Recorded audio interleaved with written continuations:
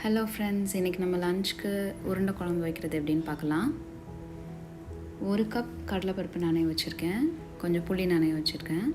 இது கொஞ்சம் நேரம் ஊறட்டும். ஒரு 2 hours அப்புறம் நல்லா ஊறினதும் கடலைப்பருப்பு எடுத்து மிக்ஸி ஜாரில் வச்சு நல்லா பல்ஸ் பண்ணிக்கோங்க. நான் இதோட ட்ரை சில்லி, காயம், உப்பு போட்டு அரைச்சி வச்சுருக்கேன்.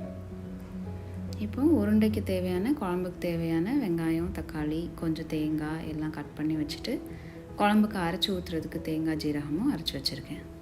இப்போ நம்ம ரெசிபிக்குள்ளே போகலாம், எப்படி பண்ணோன்ட்டு. உருண்டையை சில பேர் டைரெக்டாக அரைச்சிட்டு கடலைப்பருப்பு அரைச்சி உருண்டை பிடிச்சி நேராக குழம்புல போடுவாங்க. நான் வதக்கி அதுக்கப்புறம் கொஞ்சம் இட்லி பாட்டில் நம்ம ஸ்டீம் பண்ணி எடுத்துகிட்டு அப்புறமா போடுற மாதிரி பண்ணியிருக்கேன். இப்போ வெங்காயம், தேங்காய், கருவேப்பிலை, அப்புறமா கொஞ்சம் கடலைப்பருப்பு அரைச்சதையும் வதக்கியிருக்கேன். ரொம்ப ட்ரை ஆகிற அளவுக்கு வதக்க வேண்டாம், அப்புறமா உதிரியாக பிறுபிறுன்னு இருக்கும், அப்புறம் உருண்டை நிற்காது நமக்கு. கொஞ்சம் லைட்டாக சாட்டே பண்ணிவிட்டு ஆறுனதும் இந்த மாதிரி உருண்டை உருட்டிக்கலாம்.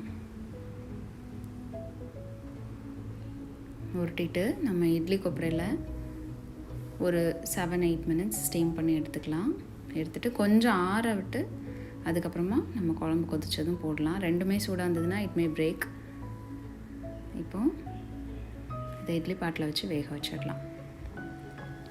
குழம்புக்கு நம்ம புளி நனைய வச்சுருந்தோம்ல, அதில் ஒரு 2 டேபிள் ஸ்பூன் அளவுக்கு நான் சாம்பார் பவுடரும் 2 தக்காளியும் போட்டு கொதிக்க விடுறேன்.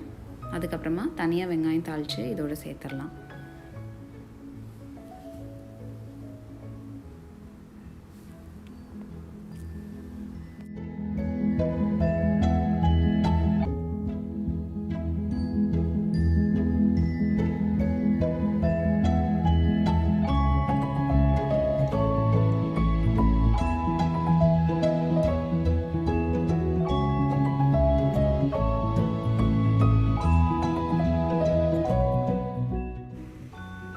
இப்போ புளியோட ஸ்மெல் நல்லா போனதும் நல்லா கொதித்ததும் அரைச்சி வச்சுருக்கிற தேங்காய், ஜீரகம், கொஞ்சம் சின்ன வெங்காயம் இருந்தால் அதையும் சேர்த்து அரைச்சிருக்கோம். அதையும் அரைச்சி ஊற்றியாச்சு.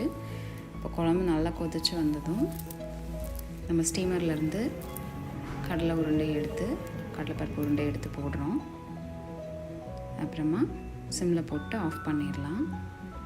ரைஸோட அப்பளம் உருண்டை குழம்பு வச்சு சாப்பிட்லாம். இதில் தொட்டுக்கிறது கூட நம்ம அந்த உருண்டையே வச்சுக்கலாம். No need for side dish. Janu's கிச்சனுக்கு சப்ஸ்கிரைப் பண்ணுங்கள். தேங்க்யூ.